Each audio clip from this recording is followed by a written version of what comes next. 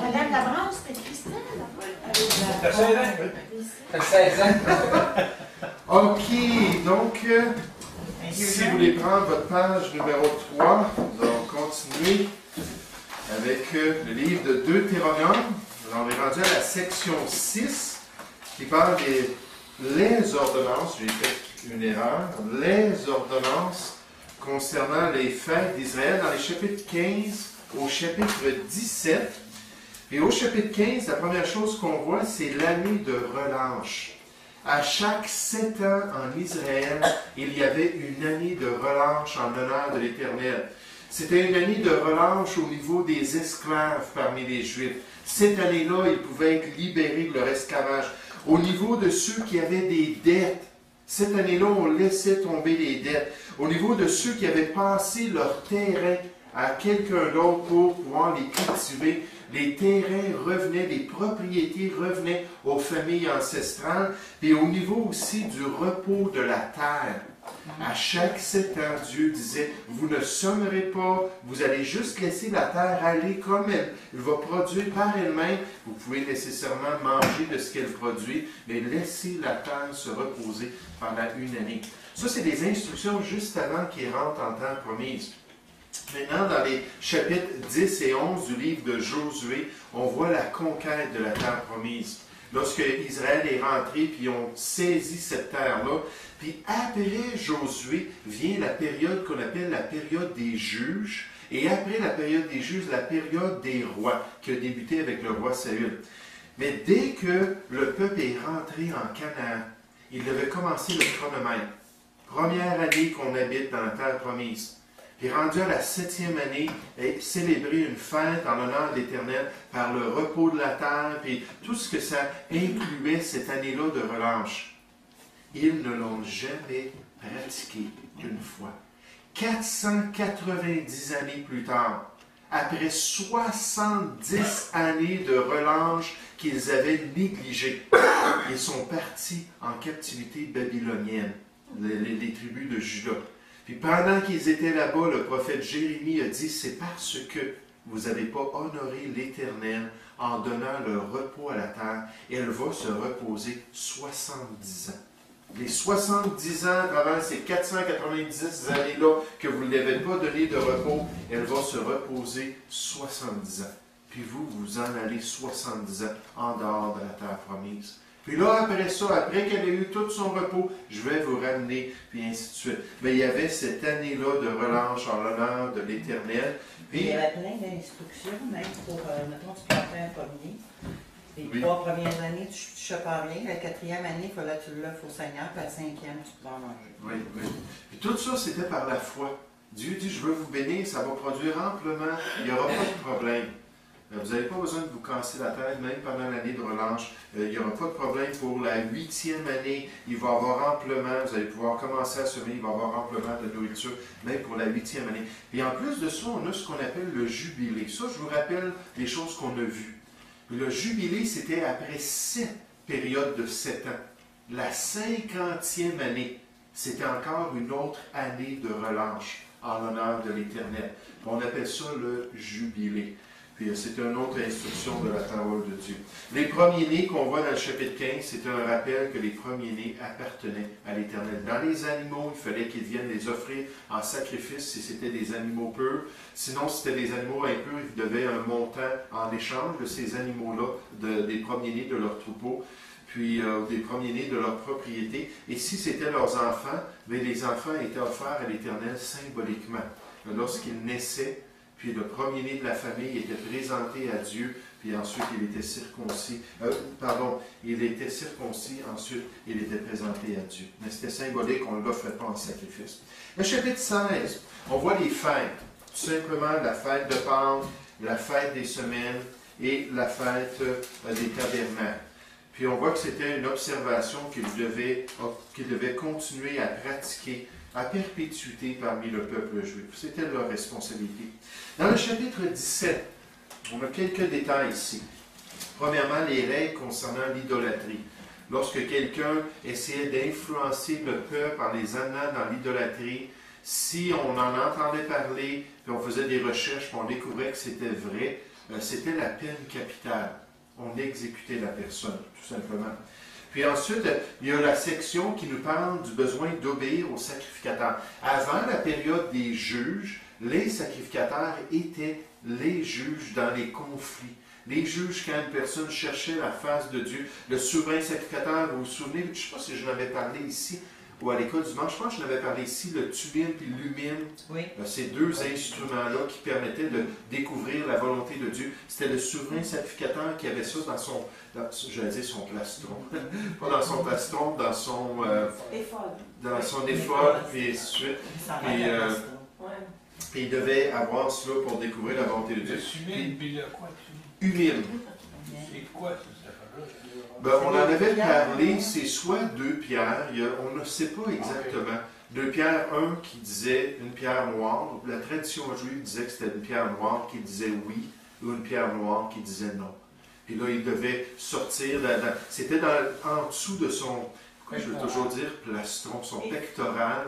Oui, l'éphod, c'est le tout, mais le pectoral, c'était ça qu'il y avait. C'était dans une poche de son pectoral. Puis là, il sortait ça, puis là, il pouvait découvrir la volonté de Dieu. Puis démontrer c'était quoi la volonté de Dieu. Il y en a qui disent que c'était peut-être des bâtons. Il y a différentes choses parce qu'on parle de jeter le lot dans les Écritures aussi. De chaque tribu.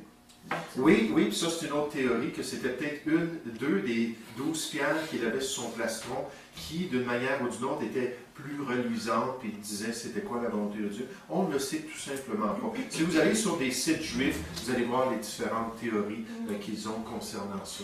Humile, tu m'aimes, ça ne tire pas avec mime. Mais dans l'hébreu, im, quand un mot finit par im, ça veut dire qu'il est au pluriel. Puis quand un mot est au pluriel, ça ne veut pas dire plusieurs nécessairement, parce qu'il y a le pluriel de majesté dans les Écritures, comme le mot Elohim. Elohim, Dieu créa les cieux et la terre. Elohim, c'est le verbe Eloah qui est au pluriel. Mais ce n'est pas les dieux créa les cieux et la terre, c'est tout simplement la personne de Dieu dans toute sa majesté, ou des fois les gens vont dire que ça représente la Trinité de Dieu, parce que les noms, les pronoms dans les textes de création sont au pluriel. Faisons l'homme à notre image, selon notre ressemblance. Dieu n'a pas créé l'homme à l'image des anges. Il a créé l'homme à l'image de Dieu, donc il parle au pluriel. Donc, ce ne serait pas mime, N-I-M, mais N-I-M-E que je voulais dire. Non, c'est IM. Donc, c'est tout simplement une terminaison de nom au pluriel. C'est faire des gestes. Oui, non, pas un mime, non, exactement. C'est pas un mime là, à ce niveau-là. C'est juste le IM. Oui, puis, ce qu'on nous dit dans la section du chapitre 17, concernant les sacrificateurs, c'est que si on n'obéissait pas à ce que Dieu révélait par les sacrificateurs dans leur jugement, que c'était par orgueil qu'on résistait à la volonté de Dieu. Puis ça, c'est frappant parce que dans les Écritures, Dieu nous parle de l'humilité envers sa personne et envers sa parole qui nous mène à la pratique des Écritures et à l'obéissance. Puis souvent, c'est l'orgueil. Nous, on aime quelque chose qu'on a décidé dans notre vie. Là, tout à coup, on apprend que peut-être la parole de Dieu n'est pas en accord avec ça. Puis là, on a un choix à faire. S'humilier devant la volonté de Dieu, comme Job a dit, de faire plier sa volonté aux paroles de sa bouche, ou bien non de rester entêté. Là, il a dit, humiliez-vous devant les sacrificateurs lorsqu'ils vont vous donner des jugements, parce que sinon, dans votre orgueil, vous allez avoir un châtiment de ma part. Et Dieu allait les punir s'ils résistaient. Dans le chapitre 17 aussi, on voit ce qu'on appelle la loi royale. Une copie de la loi qui devait être faite, préparée pour les rois qui allaient régner en Israël, pour qu'eux puissent lire la loi à chaque jour et se souvenir de la volonté de Dieu. C'est frappant parce que Dieu a dit de nous, dans Apocalypse 1,5, qu'il a fait de nous des sacrificateurs et des rois, ou un royaume. Des fois, ça dépend des versions. Mais Dieu, comme les rois, nous aussi, on doit avoir notre copie de la parole de Dieu. Puis nous aussi, on doit y lire. Regardez dans le chapitre 17 de Deutéronome, ce qu'on appelle la loi royale. Puis les deux préceptes principaux de la loi royale, c'est frappant parce que Salomon ne les a pas du tout suivis. Il a fait totalement le contraire des deux principaux préceptes que Dieu donnait au roi. Puis pourtant, il était sage dans les voies de Dieu, mais il y avait ce manquement-là. Verset 14. Lorsque tu vas entrer dans le pays que l'Éternel, ton Dieu, te donne, lorsque tu le posséderas et que tu y auras établi ta demeure et que tu diras, je veux mettre un roi sur moi comme toutes les nations qui m'entourent, tu mettras sur toi le roi que choisira l'Éternel, ton Dieu. Dieu n'était pas contre cela. Dans le livre de 1 Samuel, on voit qu'ils ont demandé un roi à une époque où ils étaient rebelles contre Dieu. Samuel était déçu de cela. Les juges dirigeaient bien le peuple de Dieu. Puis là, ils ont dit non, on veut un roi comme les nations. Dieu dit, écoute, Samuel, c'est pas toi qui le rejette. Il dit, c'est moi qui le rejette comme roi. C'était une période de rébellion quand ils ont établi Saül. Mais ce n'était pas contre la volonté de Dieu. Dieu avait choisi un homme comme David pour régner sur Israël. Verset 16. Mais qu'il n'y ait pas un grand nombre de chevaux, ce roi-là. Qu'il ne ramène pas le peuple en Égypte, qui était bien connu pour leurs écuries et pour leurs races de chevaux, pour avoir beaucoup de chevaux. Car l'Éternel vous a dit, vous ne retournerez plus par ce chemin-là. Salomon, dans toute sa gloire, avait des grandes écuries. On a aujourd'hui en Israël les vestiges des écuries qu'il avait. Il avait d'immenses écuries. Il aimait les chevaux. Il est tout allé les chercher en Égypte. Complètement le contraire de ce que Dieu a dit. Vous ne retournerez plus par ce chemin-là. Verset 17, qu'il n'y ait pas un grand nombre de femmes, ce roi-là, afin que son cœur ne se détourne point et qu'il ne fasse point un grand amas d'argent ou d'or. Il y a eu un grand nombre de femmes. J'avais oublié le troisième précepte aussi, l'argent et l'or. Il en avait tellement, Salomon, qu'on n'en faisait aucun cas.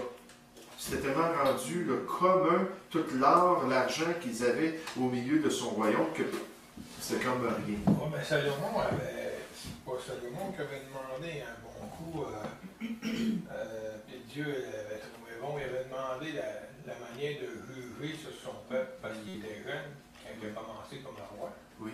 Dieu a tellement aimé ça, que c'est ça qu'il avait demandé, au lieu de la richesse ou la force de affaires-là, que donner par-dessus. Oui. Voyons, la richesse en plus. Oui, De il a la donné la possibilité de gloire. juger. Oui. Mais il faut comprendre que malgré que c'est vrai, on voit ça dans 1 Chronique chapitre 1, c'est un des passages où on a décrit cette demande-là. Dieu dit, demande-moi ce que tu veux. Puis Salomon a dit, j'aimerais ça pouvoir juger ton peuple, j'aimerais ça que tu me donnes de la sagesse et du discernement pour bien le faire. Je suis un jeune homme, puis j'aimerais ça que tu me guides. Puis Dieu dit, certainement, je vais te donner amplement de sagesse.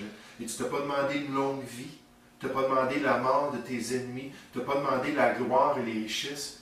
Il dit, je vais tout te donner ces choses-là par-dessus. Sagesse que nul homme Ben, peut-être aussi. Oui. va en avoir d'égal sur la terre. Là. Oui. La sagesse de Salomon, là. Ça me Dans reste 2 Rois 4, ça nous dit que Salomon avait plus de sagesse que tous les rois de la terre. Et que les rois des nations venaient pour entendre les paroles qui sortaient de sa bouche. C'était Dieu qui l'avait béni comme ça. Hein? Puis la reine de Séba, c'est un exemple. plus que tous les rois, moi j'avais compris c'était plus que il n'y a pas un homme sur la terre qui va porter la sagesse que Salomon a eu. Là, je ne sais pas si ça dit tous les hommes, ça dit tous les rois de la terre, mais peut-être que c'est... Le roi Salomon fut plus grand que tous les rois de la terre par les richesses et par la sagesse. Par la sagesse. Ok. Oui. Ça c'est dans Deutéronome, ça. Donc, c'est dans 2 Rois, chapitre La chronique. 2 rois.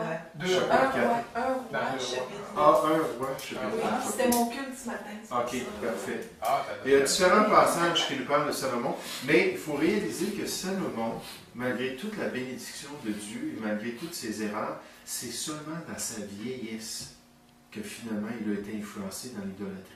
Pendant sa vie et son règne, il a suivi le Seigneur.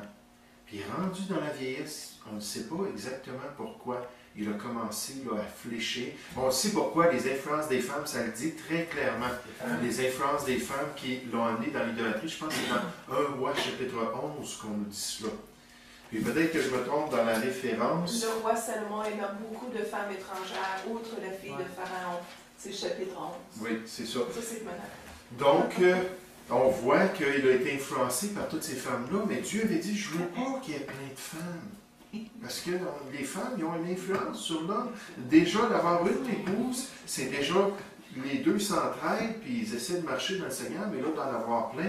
Et lui, la Bible nous dit qu'il en avait des centaines. Pas parce qu'on a déjà de beaux côtes, hein, les côtes. OK. Tu vas faire avec. Donc, cette loi-là, il devait la lire. On n'a pas lu le passage. Quand il s'assiera, verset 18, sur le trône de son royaume, il écrira pour lui dans un livre une copie de cette loi qu'il prendra auprès des sacrificateurs, les Lévites. C'est eux qui ont reçu la loi de Moïse. On le voit dans le chapitre 34, je pense que c'est le chapitre 34, ou le chapitre 32, un des deux, on va le voir tout à l'heure, il a remis la loi aux sacrificateurs. Quand il a fini d'écrire la Pentateuque, ce qu'on a étudié pendant le semestre, il a remis ça pour qu'il puisse le conserver. Il dit, il prendra cela auprès des sacrificateurs des Lévites, il devra l'avoir avec lui et y lire tous les jours de sa vie, afin qu'il apprenne à craindre l'Éternel, son Dieu, à observer et à mettre en pratique toutes les paroles de cette loi et toutes ses ordonnances. Vous savez, l'idée de lire la Bible quotidiennement, c'est à travers les Écritures qu'on voit cela. On sait bien que Jésus a dit que l'homme ne vivrait pas de pain seulement. On a besoin de pain quotidiennement, mais de toute parole qui sort de la bouche de Dieu, on a besoin de la parole de Dieu quotidiennement. C'est dit dans le psaume 1, « Heureux l'homme qui trouve son plaisir dans la loi de l'Éternel et qui la médite jour et nuit. » Constamment, il est en train de lire la parole de Dieu puis se nourrir spirituellement. Mais le roi, pour garder le discernement spirituel, devait aussi le faire. La section numéro 7.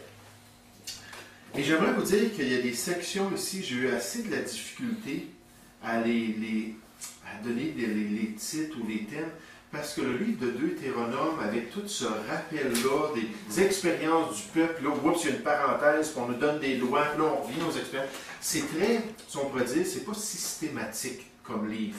Mais j'ai quand même essayé de vous mettre ça dans les catégories pour vous aider à suivre. Donc, des fois, les catégories ne sont pas parfaites du tout, là. Mais les différentes lois pour le maintien du peuple. On voit ça dans le chapitre 18 à 26. Donc, c'est la section qu'on aimerait regarder maintenant. Dans le chapitre 18, on a le rappel des droits des ouvriers, c'est-à-dire les fils de Lévite, des Lévites, c'est-à-dire dans le sacerdoce, dans le tabernacle. Juste un rappel de cela. Comment est-ce qu'on devait, ils avaient le droit à avoir un soutien, ils avaient le droit à recevoir la nourriture, les prémices des sacrifices de l'Éternel, puis ainsi de suite. Ensuite, on nous parle des sciences occultes. Là, on nous révèle les pratiques sataniques des 7 nations en Canaan qui pratiquaient des choses qui étaient abominables aux yeux de Dieu.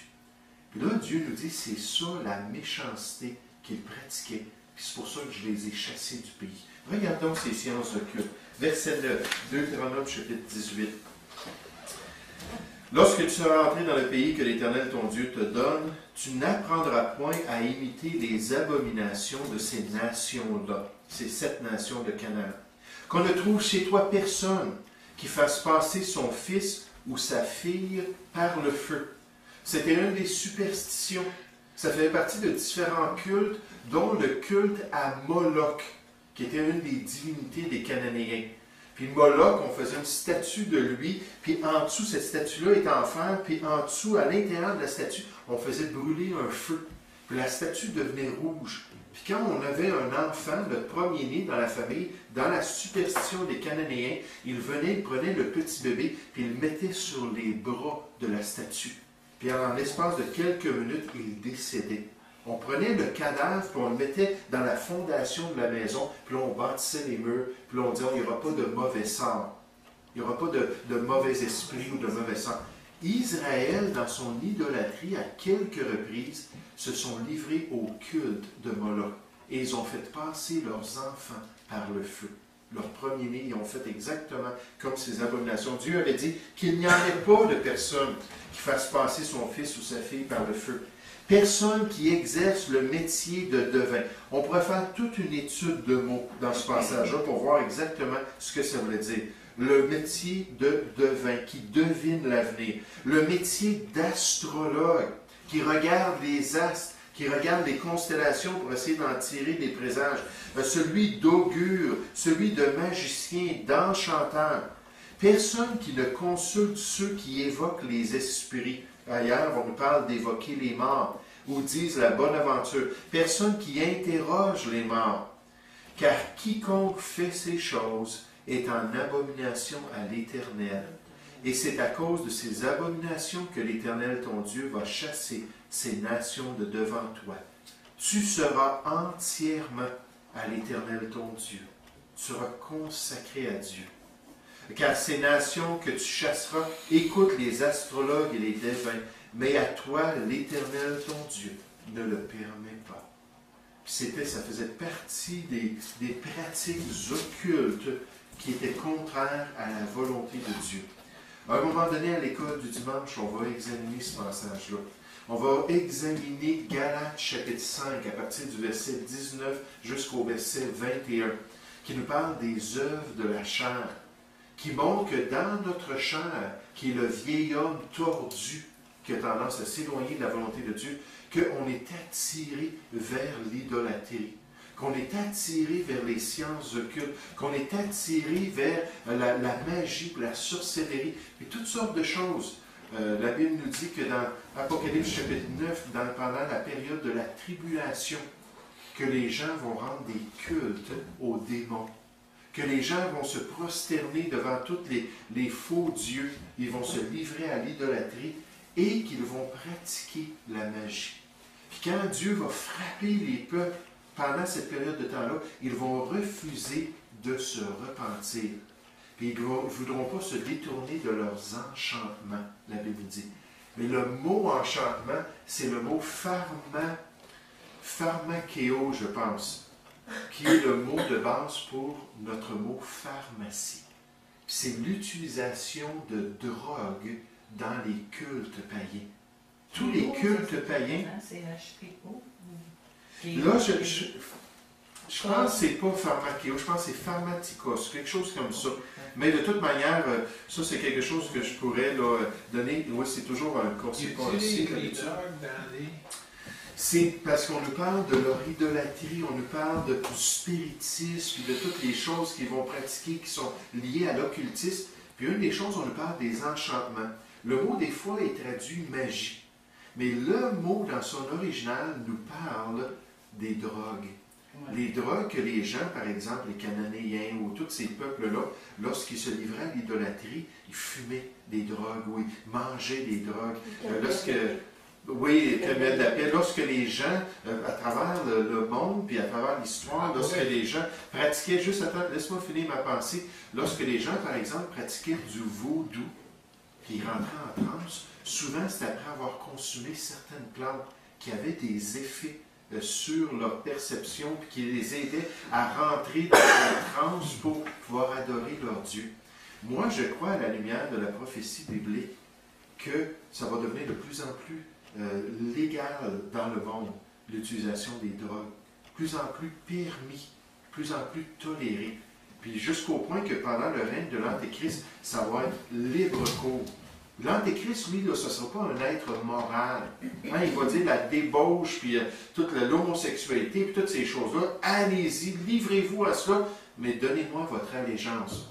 Il va venir avec toutes les séductions de l'iniquité. Ça nous dit dans 2 Thessaloniciens 2 au verset 9. Il va vraiment venir pour séduire les gens avec le péché. Faites ce que vous voulez. Puis les drogues, ça va faire partie des perversions des gens. Là, je ne parle pas des médicaments.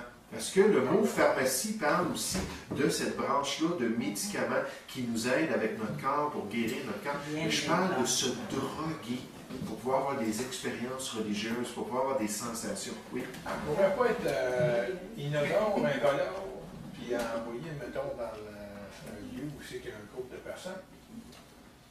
Oui, mais là, on voit que c'est volontaire. Comprends-tu? Les gens vont refuser de se détourner de cela. C'est pas de la drogue, ben, donc, c'est certaines des sciences qu'on voit. Inodore, incolore, là, tu sais, on enverrait ça ici dans la pièce. Mettons, puis on pourrait vivre des choses Sans la volonté, mais donc, il y en aurait un dans la gang qui nous ferait ça. Oui, Faut se mais, fâcher. oui. Ah, mais c'est certain. t'a là. vu. Ah, il faudrait que tu t'achètes un détecteur pour... C'est un petit. Ok. Dogueux, vous voulez dire quoi? Excusez. Dogueux. Là, je ne peux pas te dire les détails de cela. Moi, Oui. dans la Bible, j'ai toute nécromancie, médium, tout ça. Puis pour augure, tu avais mentionné Balaam. Parce que moi, j'ai... Ouais. Quand tu tires les augures, tu sais, des sorciers vont lâcher leurs os, là. Des affaires de même, là. Puis là, ils vont dire, oui, vous pouvez aller à la chasse, ça va être bon. Oui, oui, il y a toutes sortes de moyens de voir dire comment le ça va se futur. passer. Ce qui était très populaire dans les peuples païens, c'était les entrailles d'animaux. Ils aimaient ça, ils attrapaient un animal, ils lui ouvraient le corps, puis là, ils regardaient les caractéristiques de ses entrailles. Si sur le foie, c'était noir, noirci, ils disaient, bon, ben là, on n'aura pas de succès dans la prochaine guerre. Puis s'il y avait telle et telle autre chose qu'il voyait, bien, il déterminait parce qu'il disait avoir la sagesse de lire dans le livre de la nature qui se voyait dans les entrailles des animaux. Des fois, c'était même dans les nuages. La forme des nuages, il déterminait on va aller à la guerre ou on n'ira pas à la guerre. On fait ça encore, les fêtes de ça, là, parce que des fois, il y a eu des affaires avec c'est pas de bon augure, ça. Oui, Ça vient de là, finalement. Non, mais ça vient de là. oui, cette expression-là, là, c'est pas un bon présage, c'est pas quelque chose de Ouais, c'est pas de positif. bon augure. Pour avoir de bon augure ou de... Apparence. Ouais, Apparence. ouais, mais là, c'est dans les endroits des animaux. Là, Mais moi, je pense que... Il s'en servait comme humain puis tu m'aimes, on dirait. Comment? Ouais. Humain, puis tu mets. Ouais. OK, donc, encore dans le chapitre 18, on voit le prophète à venir. Puis, ce que Moïse dit au peuple, c'est qu'il allait avoir des prophètes qui allaient venir. Nécessairement, il fallait, dans le chapitre, il parle de l'accomplissement comme étant la règle, encore une fois, pour s'assurer que c'était vraiment un prophète de Dieu. Si ça ne s'accomplissait pas, d'après le verset 20, ça veut dire que ce n'était pas un envoyé de Dieu. Puis même, il y avait une peine de mort sur les faux prophètes. Il fallait vraiment s'assurer de connaître la volonté du Seigneur, pas faire de faux prophètes. On a parlé beaucoup des prophètes, là, mais c'est bien beau là, s'il faut que ça soit accompli. Là. Ben, c'est parce que quand on a un prophète qui nous prophétise quelque chose à venir, on ne le saura pas tant que c'est pas arrivé. Là. Oui, mais c'est pour ça qu'il On ne sait entendait. pas là. si lui, il est le faux ou bien le bon. Mais c'est parce que les prophéties bibliques que les prophètes donnaient, ce n'étaient pas des généralités. Les généralités, Nostradamus a parlé qu'un jour dans l'histoire, il allait avoir un président qui allait être assassiné d'une manière spectaculaire. Puis là, ils disent John F. Kennedy. Nostradamus a parlé de John F. Kennedy. Il y a toutes sortes de choses très larges qui peuvent être interprétées de toutes sortes de manières. Non, Dieu disait, voici ce qui va se produire. Voici, vous allez le voir, voici, ça va se produire. Il va s'appeler Cyrus, celui-là, qui va donner le décret de rebâtir ma ville sainte, puis mon temple. Il donnait des détails précis qu'on ne pouvait pas manquer pour que les gens puissent vraiment savoir qu'il était un prophète de Dieu. Ce n'était pas juste des généralités. Effectivement, des fois, c'était à court terme, des fois à moyen terme, des fois, c'était même à long terme. Il y a eu des centaines de prophéties concernant le Seigneur Jésus, qu'il a tout accompli par sa naissance, par son ministère, puis qu'il va accomplir encore dans son retour. Mais la Bible nous donne vraiment des détails précis. Et là, au verset 15, je veux juste vous mentionner cela. Moïse parle du prophète. Un prophète particulier. Puis les Juifs l'appelaient le prophète à venir. Parce que Moïse dit que Dieu allait donner des prophètes, mais qu'il allait donner aussi un prophète comme lui. Vous vous souvenez quand Jésus, dans Matthieu chapitre 16, a fait un sondage de ce que les disciples avaient entendu au milieu du peuple d'Israël concernant sa personne. Qu'est-ce qu'on dit de moi? Que dit-on de ma personne? Puis on dit, certains disent que tu es Jean-Baptiste ressuscité, certains disent que tu es le prophète, certains disent que tu es le Messie. Même quand ils ont demandé à Jean-Baptiste, des sacrificateurs, es-tu le Messie, es-tu le prophète? Parce que Moïse avait spécifié qu'il allait venir quelqu'un d'unique, qui allait être comme lui. Comment est-ce que Moïse est venu? Il est venu avec toutes sortes de confirmations spirituelles. Il est venu avec toutes sortes de miracles, de signes et de prodiges. Puis celui qui a fait comme aucun autre prophète, Moïse. Oui, Moïse est venu avec ça, mais celui qui est venu comme Moïse, avec cette même confirmation surnaturelle, c'est le Seigneur Jésus. Puis il n'y a personne qui avait fait autant que lui.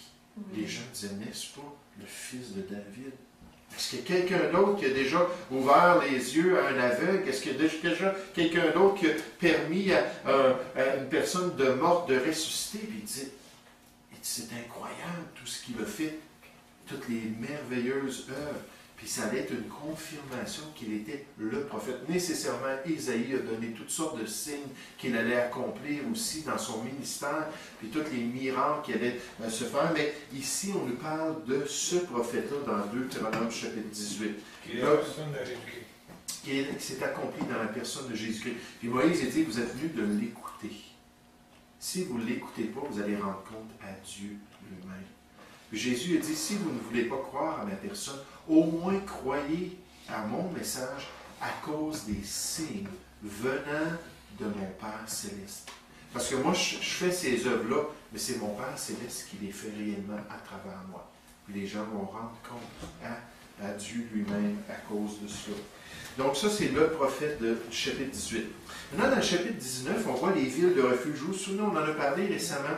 Les villes pour des gens qui étaient accusés de meurtre, mais que ce n'était pas encore certain. Puis entre-temps, de peur qu'ils se fassent tuer par le vengeur du sang, on avait dit, il y a 6 villes en Israël où vous allez pouvoir aller vous cacher jusqu'à temps que vous passiez devant le juge puis qu'on examine votre cas. Puis si jamais c'est incertain, vous devez rester là dans cette ville-là, y habiter jusqu'à la mort du souverain sacrificateur. Après ça, vous allez être libre de retourner chez vous. On nous parle aussi des bornes de propriété. Les bornes, c'était des pierres qu'on mettait au coin des propriétés pour délimiter les propriétés des gens.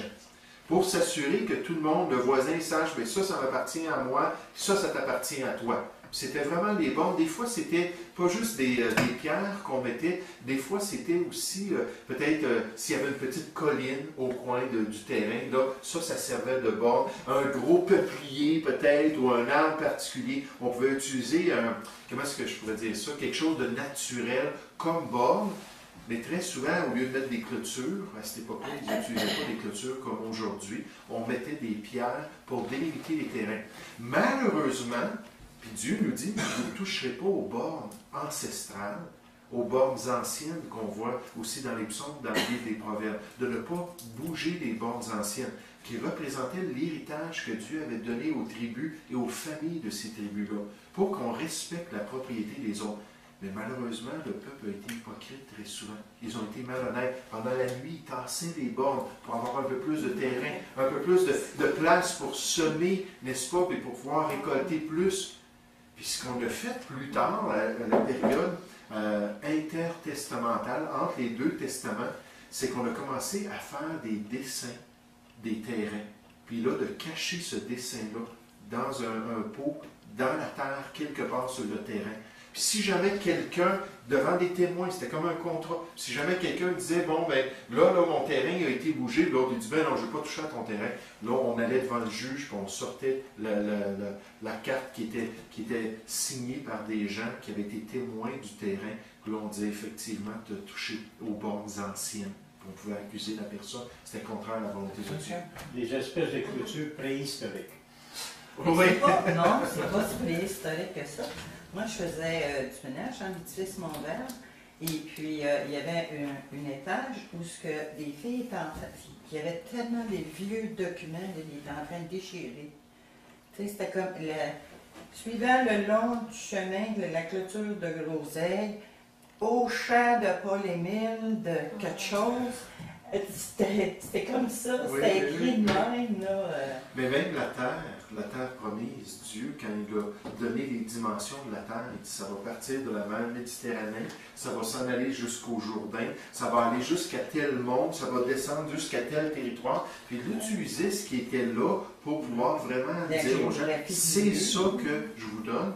Mais dans leur propre terrain, lorsqu'ils étaient subdivisés pendant la conquête ou lors de la division après la conquête, je devrais dire, des terrains, là, ils mettaient des bornes pour s'assurer de savoir mais les où bornes ils avaient anciennes, Des bornes anciennes. Oui, oui, oui. Le mot ancien. Oui, Parce que là, quand on a des instructions, par exemple, dans le livre des psaumes, là, on parle des siècles après que le peuple soit rentré en Canaan. Donc, ces bornes-là, c'était des bornes qui avaient été posées plus de 100 ans, 200 ou 300 ans auparavant.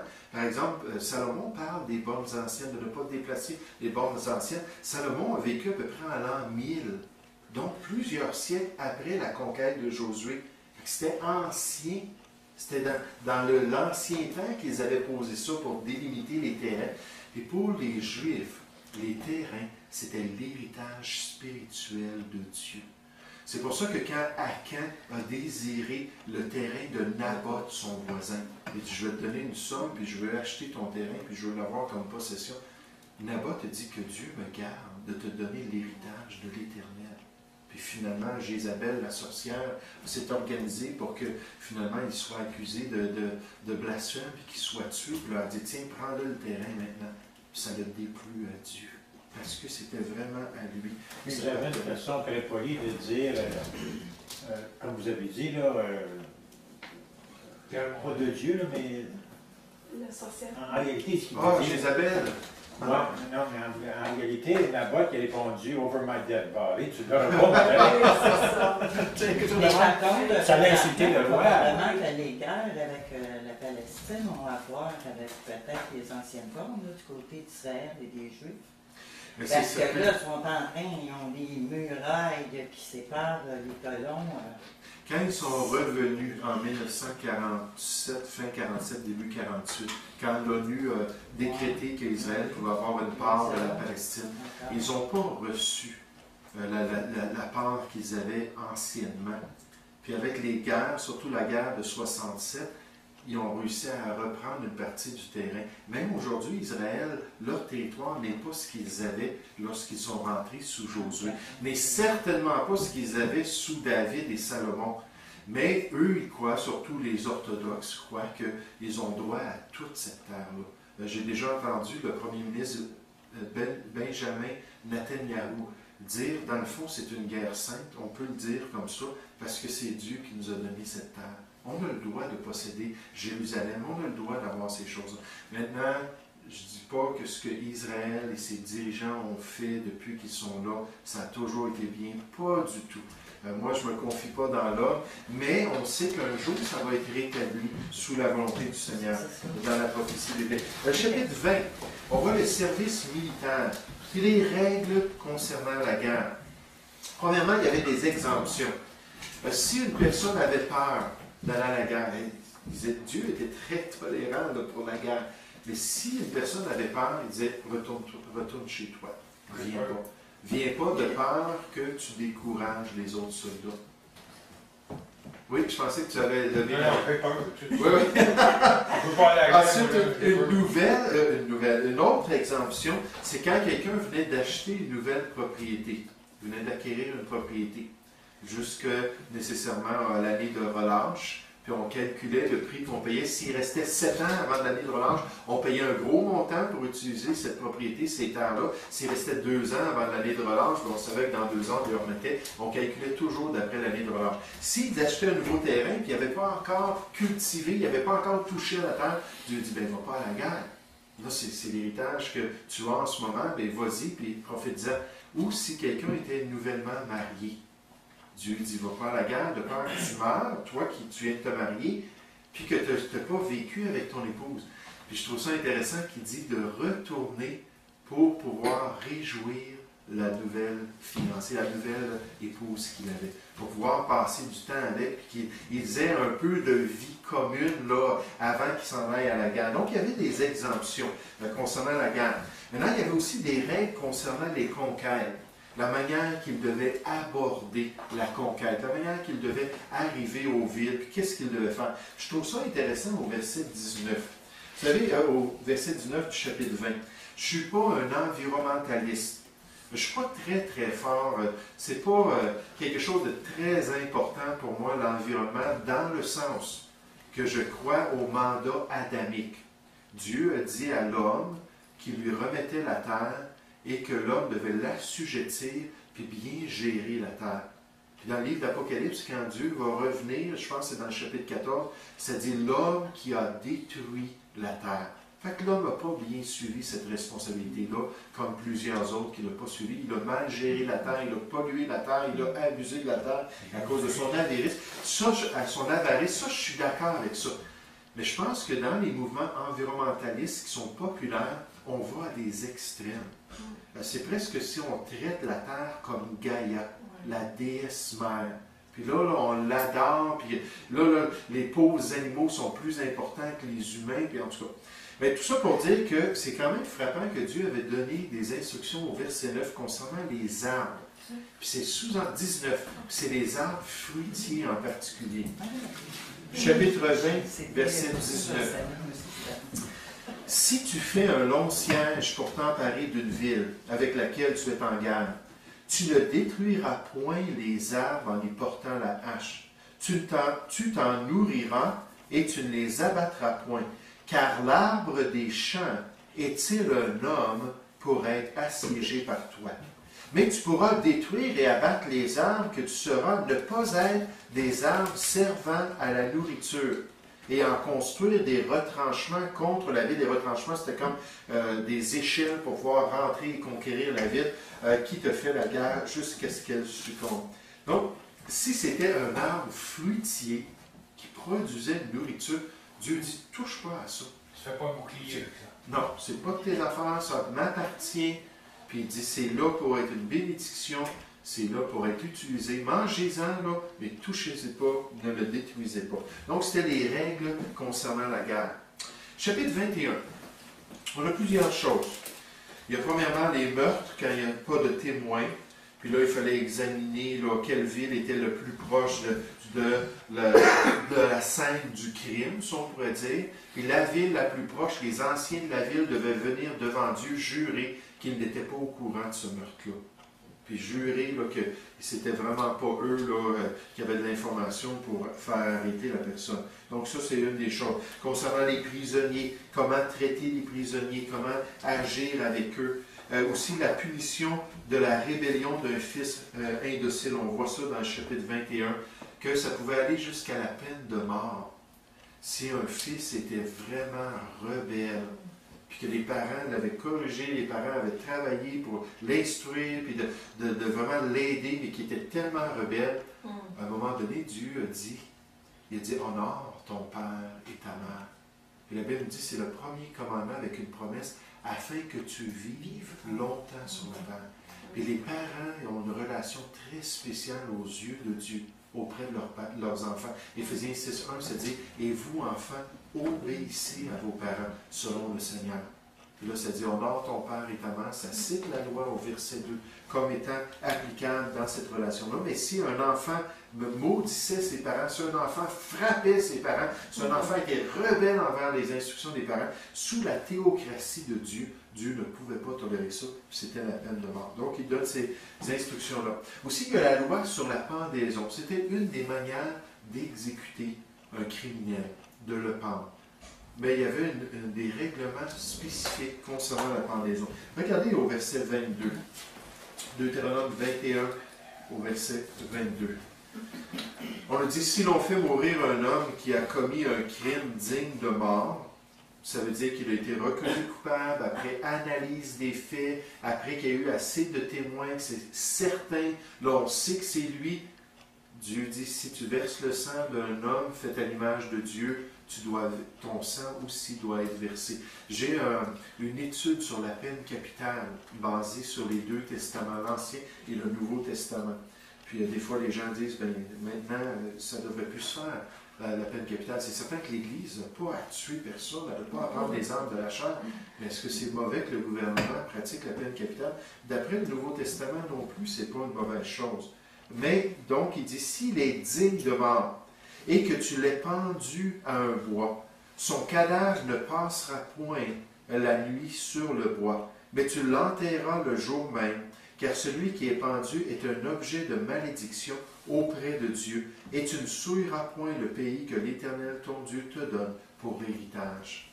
Jésus, on nous dit dans Galates 3 que lorsqu'il a été pendu au bois, est devenu malédiction pour nous. Parce que la pendaison d'une personne, peu importe la forme, par le cou, peu importe, tant que la personne était en public comme ça, puis elle était morte, c'était un objet de malédiction, puis il ne fallait pas que la personne reste là toute la nuit. On l'enlevait avant le coucher du soleil. C'est une règle qu'on voit dans l'Ancien, puis aussi dans le Nouveau Testament. J'essaie de me souvenir, il me semble qu'il y a un exemple de ça, mais au moins dans l'Ancien Testament, à quelques reprises, on voit ça, qu'ils l'ont descendu parce qu'ils savaient que ce n'était pas la volonté de Dieu qu'il reste là. Le chapitre 22. Ah, il y a toutes sortes de règles dans le chapitre 22. C'est pas vraiment systématique. On nous parle de choses morales, de différentes manières de traiter son voisin. On nous parle aussi du viol et de l'adultère. Je veux juste vous faire souligner deux choses. C'est que si un homme, d'après les instructions de ce chapitre, si un homme couchait avec une femme mariée en brisant le vœu qu'elle avait fait envers son mari, la pénalité, on appelle ça l'adultère, dans les Écritures, la pénalité, c'était la mort. Et les deux devaient être exécutés. Si les deux choisissaient de coucher ensemble et de rentrer en adultère, les deux devaient être exécutés. Je pense qu'on est bien loin de ça dans notre société. Vous savez, c'est frappant que dans Jean 8, les chefs religieux ont amené une femme prise en flagrant délit d'adultère. Là, ils parlaient à Jésus de cette situation-là. Jésus, moi, je crois, était en train d'écrire à terre les versets de la loi concernant cette situation-là. Parce qu'ils ont amené seulement la femme. Pourquoi? Est-ce que l'homme, c'était une personne influente en Israël? Est-ce que l'homme, peut-être, c'était un sacrificateur? Est-ce que l'homme, on peut avoir toutes sortes d'hypothèses, mais ce n'était pas correct. D'après la loi, les deux devaient être exécutés. Maintenant, si un homme qui était célibataire couchait avec une vierge qui était célibataire, il devait donner 50 cycles d'argent. Je voulais aller voir combien ça valait à peu près aujourd'hui, comparé à notre argent aujourd'hui. Il devait donner ça à son père comme dédommagement. Puis là, je n'ai pas repensé. Il devait la marier aussi, je pense. Et ensuite, il devait la marier, effectivement. C'était obligatoire, puisqu'il avait décidé de coucher avec. Puis quand deux célibataires couchent ensemble, la Bible appelle ça de la débauche. Donc, encore là, c'est contraire à la volonté de Dieu. Dans Hébreux 13, au verset 4, que le mariage soit honoré de tous et le lit conjugal exempt de toute souillure, car Dieu jugera les adultères et les débauchés. Donc, Dieu nous dit, là, les relations sexuelles, c'est dans un cadre précis qui est béni par Dieu, mais il ne faut pas que ce soit à l'extérieur de ce cadre. Dans le chapitre 23, on nous parle de différentes impuretés, des défauts corporels, encore une fois, qui souillaient le peuple qui était en contact avec le sanctuaire de Dieu.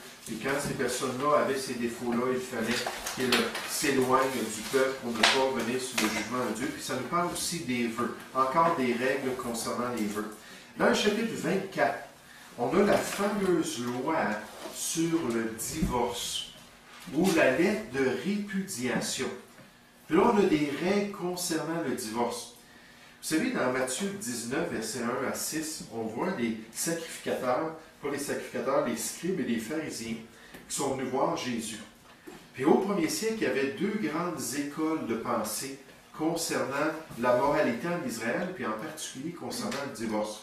Une école était très libertine, et l'autre école était très restrictive. Puis une école de pensée disait que si tu sors de ta tente, on enseignait ça littéralement, là.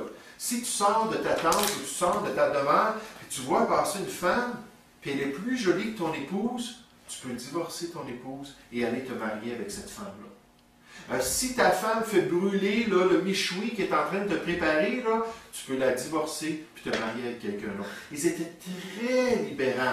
Là, il y avait des gens qui étaient très influencés par ça.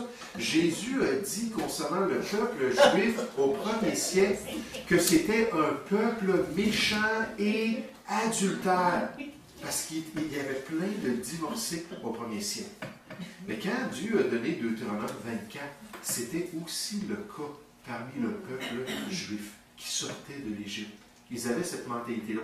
L'autre école était beaucoup plus restrictive. Là, il fallait vraiment qu'il y ait des cas spéciaux pour lesquels, là, juste certaines raisons pour lesquelles on pouvait se divorcer. Là. Je parle encore d'Israël au premier siècle. Mais quand ils ont demandé ça à Jésus, c'est quoi ta position concernant le divorce? Est-ce qu'une personne a le droit de divorcer, puis ensuite de se remarier?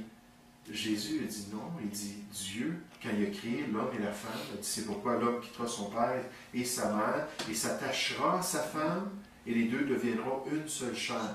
Dans l'Ancien Testament, dans Genèse chapitre 2, verset 24, le mot veut dire être collé. C'est une colle qui venait d'une plante qu'on utilisait, puis on collait les vêtements, on collait le bois, on collait différentes choses. Puis là, Dieu utilise ce mot-là pour parler de l'homme et la femme qui deviennent collés ensemble. Ils deviennent une seule chair. Fait qu'il dit, mais que l'homme donc ne sépare point ce que Dieu a joint. Ça, c'était dès le commencement le plan de Dieu. Puis là, ils ont dit, oui, mais attends un petit peu. Pourquoi est-ce que Dieu a donné la loi sur le divorce dans Deutéronome 24? Il ne cite pas Deutéronome 24, mais il cite le passage que Moïse a donné cette loi-là. Là, Jésus dit, c'est à cause de l'endurcissement de votre cœur. Dieu, par cette loi-là, a donné des règles pour protéger la femme. La femme n'avait pas le droit de répudier en Israël son mari. Le mari pouvait le faire. Puis il le faisait, puis ensuite, il ne prenait pas soin d'elle. Il ne s'occupait pas, il n'y avait pas la pension alimentaire, puis il n'y avait pas la manière de prendre soin de l'épouse. Il la laissait à elle-même. Puis dans les peuples païens, j'aimerais vous dire, une femme répudiée, c'était comme du déchet. Personne ne voulait ça. Puis, ces femmes-là étaient obligées de mendier comme des pauvres. C'était terrible. Là, Dieu a dit, vous aussi, vous vous divorcez. Vous aussi, vous avez cette pratique païenne-là. Il dit, c'est pas mon plan parfait, mais si vous le faites, vous avez des responsabilités envers cette femme-là. Là, Dieu a commencé à donner comment il devait, donner les règles, comment, puis il rajoute aussi dans les Écritures, comment il devait gérer cette situation-là. C'est là que ça a commencé, les pensions alimentaires. Oui, dans un sens, au moins auprès du peuple juif. Que Jésus a relevé beaucoup la femme quand il est arrivé avec ses instructions. Parce que souvent, même avec les disciples, il y a beaucoup de femmes. Hein? Oui, quand on lit le Nouveau Testament, tu sais, il prenait soin de sa mère. Puis il y a beaucoup de femmes alentour de lui qu'il rencontre. Puis il parle beaucoup des femmes aussi, en exemple. Oui, exactement. Contrairement au peuple Moyen-Orient au 1er siècle, puis dans l'histoire, effectivement, le christianisme a établi la valeur de la femme. Puis là, aujourd'hui, on dit, il y a des restrictions, la femme doit se soumettre à l'homme, et ça. Mais comparé à ce que c'était dans les nations païennes, j'aimerais vous dire que le christianisme a beaucoup aidé la position de la femme. Mais il y avait donné des ordres pour le divorce. Donc, il y avait des divorces. Oui, il y avait divorce, beaucoup de divorces. Il y avait énormément de gens qui se divorçaient. Mais ce que Dieu a réuni, que l'homme ne le sépare. Là, tu vois le plan parfait de Dieu. Okay. Sa volonté parfaite, c'était qu'il n'y en ait pas de divorce. Jésus a dit, n'avez-vous pas lu qu'au commencement, quand Dieu a établi le mariage, il l'a établi pour la vie. Ça, c'était le plan parfait, mais l'être humain ne suit pas toujours le plan parfait de Dieu. Dans le chapitre 25, il nous reste juste quelques minutes. On a la loi concernant les 40 coups pour le coupable. Quand une personne était coupable d'un crime qui ne méritait pas la mort, il pouvait se faire flageller 40 coups. C'était ça le maximum. Les Juifs, dans leur pratique, comme on voit dans 2 Corinthiens chapitre 11, Paul, à 3 reprises, il a reçu 40 coups moins 1. Juste pour s'assurer qu'il ne s'était pas trompé alors qu'il comptait les coups, il calculait 39 coups. Parce que s'il s'était trompé, à ce moment-là, il pouvait en donner 41, puis là, il serait contraire à la volonté de Dieu. Puis là, vous dites, hey, ça n'a pas d'allure, 40 coups, hey, c'est terrible comme châtiment. Les païens, eux autres, il n'y avait pas de limite. Puis ils pouvaient battre une personne jusqu'à la mort. On parle de personnes qui recevaient 200-300 coups de fouet. Puis là, il n'y avait plus de peau, puis il n'y avait plus. On voyait la colonne vertébrale, puis on voyait là, les organes internes. C'était fini, la personne était toute déchiquetée. Là. Et quand Jésus s'est fait flageller avant d'aller sur la croix, c'était pas par les Juifs. Puis combien de coups il a reçu, on n'a aucune idée. Il était certainement assis pour tout lui déchirer le dos. Puis quand il était sur la croix, il était sur une croix de bois qui n'était pas toute sablée. Là. Puis là, il devait forcer pour respirer, puis descendre dans les écharpes, qui devaient y rentrer dans la peau. Mais Dieu ne voulait pas cela. Donc, il a donné des règles à ce niveau-là. Ensuite, on a la règle sur la postérité d'un frère. Quand une femme était mariée avec un homme en Israël, puis qu'il décédait avant qu'ils aient un garçon, pour que le nom de famille et l'héritage de la terre qu'ils avaient reçu dans la famille puisse aller à un enfant particulier au nom du Père, ben, c'était son frère qui venait prendre la femme, qui couchait avec, puis le premier enfant qui naissait recevait le nom de son frère défunt, pour pouvoir hériter de la terre, puis de garder ça dans les familles. Puis là, des fois, on voit des exemples de frères qui refusaient de le faire, puis là, on leur enlevait le soulier pour qu'ils puissent être honteux de retourner à la maison avec juste une sandale. Puis là, on appelait ça le déchausser. Ça veut dire qu'il n'a pas voulu honorer le nom de son frère. Puis c'était honteux de le faire, mais ce n'était pas la volonté de Dieu aussi de le faire. Et quand il se mariait, il faisait son frère pendant oui, c'est ça. Mais on voit, vous vous souvenez de l'histoire de Ruth et Boaz. Quand Boaz est allé à la ville auprès des anciens pour demander à celui qui avait le droit de rachat en avant de lui, pour pouvoir racheter le nom de, là je ne me souviens plus, le nom du mari de Ruth qui était décédé. Ah non, c'est... OK, mais donc il est allé demander à cette personne-là qui aurait pu prendre cette femme-là pour lui donner un enfant au nom de son frère. Il a refusé de le faire. Il a refusé de le faire. Il a dit, ben j'ai déjà une propriété, j'ai déjà une famille, il dit, je ne peux pas m'engager là-dedans. Donc là, Boaz, il dit, ben OK, pas de problème, je m'en occupe. Fait que lui, il est marié. Oui. Si aux yeux de Dieu, la femme est égale à l'homme, ici, il parle toujours de la postérité du frère, mais jamais de la postérité de la sœur. Ça passait toujours par là. C'était la postérité Mais si par dans là. le cas, c'était la père qui décédait, il mariait-tu la sœur de cette femme-là? Non, non, parce qu'il pouvait se remarier avec quelqu'un d'autre, puis la postérité allait Donc venir la à femme son n'est pas nom. égale à l'homme d'abord. Mais l'égalité de la femme, ça dépend à quel niveau. Parce que Dieu a quand même des structures. Fait déjà là, ça dépend à quel niveau, c'est pas égal en partant. Oui, oui, mais il y a une égalité, par exemple, au niveau du salut. La Bible dit dans Galates 3,28 que la femme et l'homme, en Jésus-Christ, on est tous un. Il n'y a pas de distinction. Il y a des égalités au niveau de la valeur. Pardon? C'est ça, Maclon et Kiljon. Excuse-moi. Oui, oui, c'est ça. Mais il reste à peu près, sur notre enregistrement, il reste à peu près 10 minutes. Si tu veux, on pourra en parler après. C'est une bonne question, mais c'est une bonne question. Mais effectivement, c'était la postérité à travers la lignée de l'homme. C'était ça qui était frappant avec la promesse de Dieu dans Genèse 3,15, que la postérité de la femme allait écraser la tête du serpent, de la postérité du serpent. Puis Jésus n'est jamais venu de l'homme. Même si Joseph est appelé son père, c'est pas Joseph qui a enfanté Jésus, qui a donné la semence pour que Jésus naisse, et ainsi de suite. Il est venu de la femme seulement. Il n'avait pas la tâche du péché de l'homme. Donc, il a passé par la femme.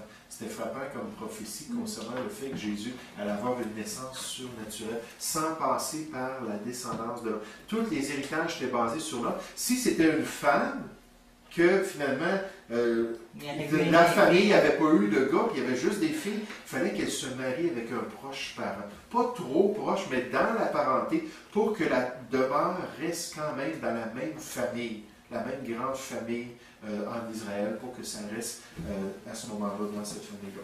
OK, donc ensuite le poids juste, ça c'était juste des règles au niveau du commerce, de s'assurer d'être honnête. Israël ont violé cette règle-là, ils ont changé les balances, ils ont changé les poids pour charger plus aux gens. On voit au temple, lorsque les gens venaient pour acheter les animaux pour les sacrifier, lorsqu'ils arrivaient aux fêtes officielles, ils chargeaient beaucoup trop cher dans l'échange de l'argent pour avoir l'argent du temple. Il y avait un argent spécifique pour les achats du temple, ils chargeaient beaucoup trop cher. Puis, en tout cas, ils ont toujours été hypocrites. Puis Dieu le dit dans Proverbe 11.1 que la balance fausse est une abomination aux yeux de Dieu. Dieu veut qu'on soit honnête et intègre en toutes choses. Ensuite, le jugement d'Amalek, il fallait qu'ils exterminent Amalek. Le jugement d'Amalek. Oui, les descendants. C'est Amalek qui jugeait. Donc, c'est que le peuple d'Israël devait descendre auprès du peuple des descendants d'Amalek, qui s'étaient levés quand ils avaient commencé leur tournée dans le désert. Ils étaient venus attaquer le peuple juif. Puis Dieu a dit, là, vous allez vous venger sur ce qu'ils vous ont fait. Vous allez aller les exterminer. Ça, c'était ça que Dieu voulait. Chapitre 26. Les prémices et les dîmes du peuple. Encore un rappel concernant la responsabilité de prendre soin des ouvriers en terre promise. Puis cette fois-là, dans le chapitre 26, c'est lié au fait que Dieu leur donne la terre promise. Donc, il fallait qu'ils s'approchent de Dieu avec leurs prémices puis leurs dîmes, puis dire, Seigneur, on te remet ce que toi, tu nous as déjà donné. C'est toi qui nous as donné cette terre. C'est toi qui nous as donné ce récolte. C'est toi qui nous as donné ce privilège. Donc, on s'approche de toi pour te remettre une partie. Des fois, quand je prie avant les offrandes, je dis ça, Seigneur, on te remet ce qui vient de toi. Parce que moi, je suis convaincu que toutes choses viennent de Dieu. Puis si moi, j'ai un salaire, ou si moi, j'ai la santé, si moi, j'ai la capacité de travailler, c'est parce que c'est Dieu qui a été généreux envers moi. Si j'ai le souffle de vie pour pouvoir prier, puis lui offrir mes offrandes, c'est parce que Dieu le permet. Puis moi, comme dans ce passage-là, je crois que c'est légitime de le faire. OK, la section numéro 8, dans les chapitres 27 et 30, on va achever très bientôt. La nécessité de l'obéissance en terre promise, je vous l'ai dit, ça revient encore, c'était conditionnel. Souvenez-vous que l'alliance d'Abraham, c'était inconditionnel. Pour toujours, Dieu voulait que son peuple ait la terre promise. Et nécessairement, Dieu voyait que ça allait s'accomplir un jour avec le Messie, lorsque Jésus-Christ allait venir. Là, ils allaient hériter pleinement de la terre promise, malgré leur rébellion.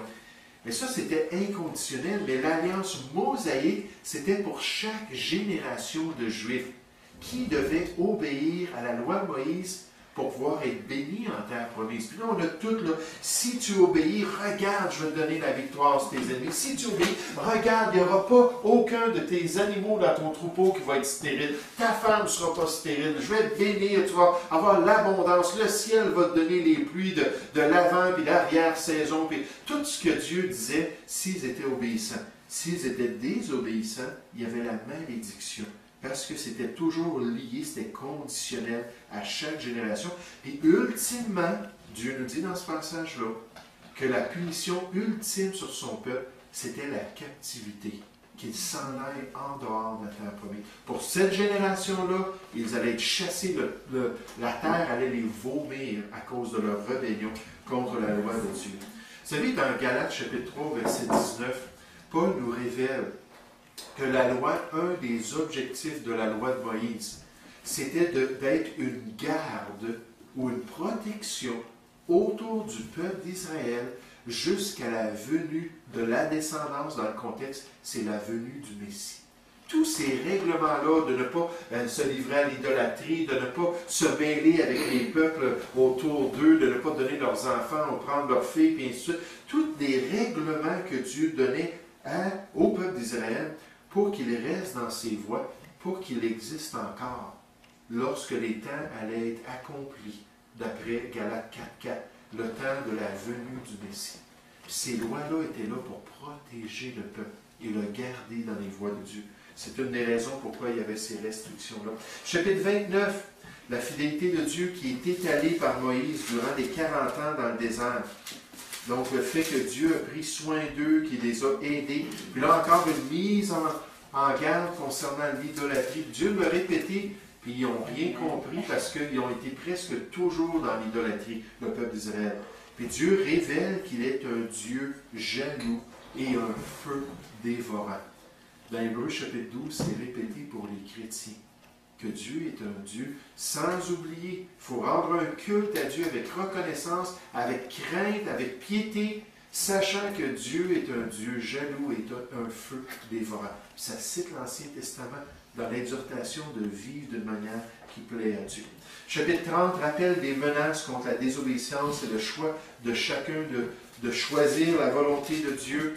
Encore une fois, Moïse il dit au verset 19, il dit « Je mets devant vous la vie et la mort. » La vie avec Dieu ou la mort parce que vous êtes désobéissés à Dieu. Là, il dit « Choisissez la vie afin que vous puissiez être bénis, vous et votre postérité. » Donc, encore une fois, une exhortation à l'obéissance de cœur. La dernière section, on termine notre semestre avec ça. Les derniers jours dans le désert, chapitre 31 à 34. Premièrement, on voit que Josué est établi comme le nouveau dirigeant dans le chapitre 31. Puis quand Moïse l'a établi, il a imposé les mains pour s'associer à lui devant tout le peuple. Il disait, comme moi, j'ai été appelé de Dieu, maintenant lui, il va être appelé de Dieu. Puis Dieu a commencé à agir à travers Josué. Ensuite, dans le chapitre 32 et 33, on a le cantique de Moïse. Un cantique qu'il a chanté, il l'a composé par l'Esprit de Dieu, puis là, il l'a chanté devant le peuple. Puis on appelle ça le cantique de malédiction. C'est triste à dire que ça finit comme ça, mais ensuite, il a fait une prophétie, puis il a dit, vous allez vous éloigner de Dieu. Vous allez être rebelles, vous allez un jour aller en captivité. Donc, c'est un petit peu macabre comment ça termine le livre. Puis ensuite... Ben, pas tant que ça, parce que c'est ça qu'ils ont fait tolérer. Oui. Tu sais, quand Moïse, là, il était comme un peu écœuré, découragé. Ah, c'est arrivé. Il s'en attendait, il les a repris tellement souvent. Puis dans le chapitre 34, on voit finalement la mort de Moïse. Puis c'est ce chapitre qu'on estime, parce que dans le chapitre 32 et 33, là, il faudrait que je vérifie, on nous dit que Moïse avait terminé d'écrire toutes les paroles du livre de la loi et qu'il l'a remis au sacrificateur pour qu'il le garde dans le tabernacle, qu'il soit préservé. Puis les Juifs ont été très fidèles à préserver les manuscrits de l'Ancien Testament.